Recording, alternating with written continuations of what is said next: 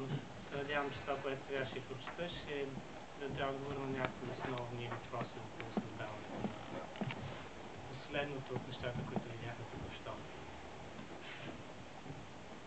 В една любима моя книга пише: най-същественото е невидимо за очите, най-хубавото се вижда само със сърцето. Точно този цитат изплува в съзнанието ми, когато за пръв път чух I Can See Clearly Now през пролетта на 2002 по време на едно пътуване до Лондон. Простичкият текст на песента рисуваше една музикална картина, където дъждът и буреносните облаци отминават, за да вторят път на дългоочаквания светъл слънчев ден. Но същевременно зад всичко това прозираше едно послание, минаващо отвъд границата на сетивата. Едно послание, което се виждаше само със сърцето, и това бе оптимизмът, с който I Can See Clearly Now бе пропит. Именно тази песен, която влезе в главата ми и се настани така удобно в нея, че просто забравих да си тръгне, постепенно започна да се оформя в проект, който за собствено улеснение временно нарекох I Can See.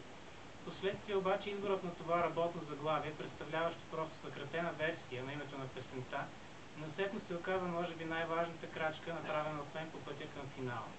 Изведнъж осъзнах, че I Can See всъщност има двойствена природа, защото ако буквален превод значи успявам да видя, в преносен добива смисъла на разбирам. Тези 7 букви по един вдъхновяващ начин събираха в себе си есенцията на това, към което се стремях, и подобно светлина в тунела ми помагаха да откривам верния път, винаги когато почувствах, че се движа в грешната посока. Така се роди алегоричната история за художник, който, подражавайки на популярните комикси, отчаяно се опитва да измисли свой собствен супергерой, докато вдъхновението под формата на една оживяла рисунка не му поднася нещо много по-добро.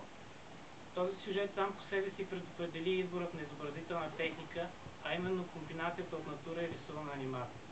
Натурата в случая бе директна препратка към реалността и факта, че често обсебени от някаква идея или мания, ние спираме да виждаме истински ценното около нас, точно както художникът на филма не забелязва, че една от рисунките му се събужда и търси начин да избяга преди да бъде накъсана или унищожена по друг начин.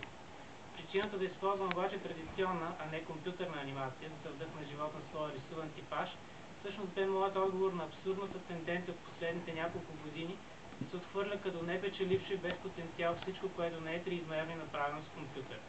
Няма да се впускам в подробен анализ по темата, тъй като теоретичната разработка в допълнение към филма ми засяга именно този проблем.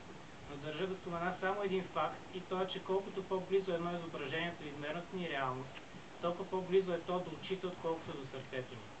Другия важен момент в изграждането на визията несъмнено бе световата палитра, която в случая се явява не само в продължение на съпоставката между триизмерния свят на рисунката и този на художника във филма, но също така и обединяващия елемент между действието и музиката.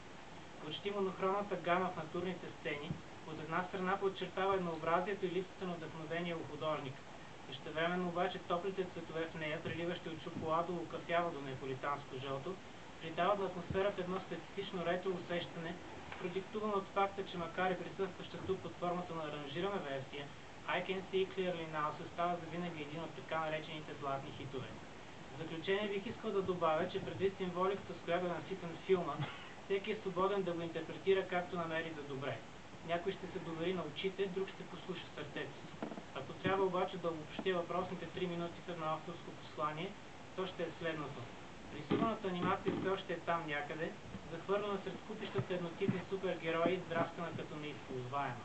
И ако ние не успеем да видим, че тя всъщност е най-чистото проявление на въображението, няма и да разберем как и кога е избягала през полуоткрехнатата врата. Благодаря на Сима. Думата на рецензента доктор Маринчев.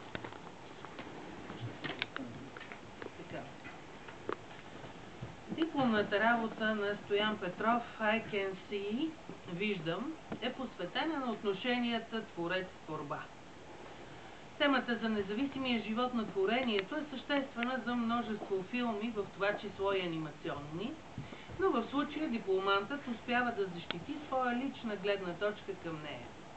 Драматургично историята е изградена върху класическия принцип за това, че художникът неистово се опитва да създаде определен стандартизиран продукт, в случая комикс с мъжкарски изглеждащ персонаж, но една от нестандартните му рисунки оживява и в последствие вдъхва живот на цялостното му начинание, макар и във форма неочаквана за твореца. Стоян Петров успява да постигне усещането за удовлетворение в финала и за художника, и за зрителя, а това е белег за добре изградена сценарна основа. Дипломантът е избрал смесена техника между натурна снимка, рисувана анимация и компютърна обработка на образите. Това е адекватен подход, който подчертава разликата между отделните типове реалност, истинската в кавички и художествената. Тук е очевиден паралелът, който може да се направи между I Can See и Шок на Златин Радев и Владислав Будинов, например, и в сюжетно отношение, и в избора на контраст между двата типа филмова условност.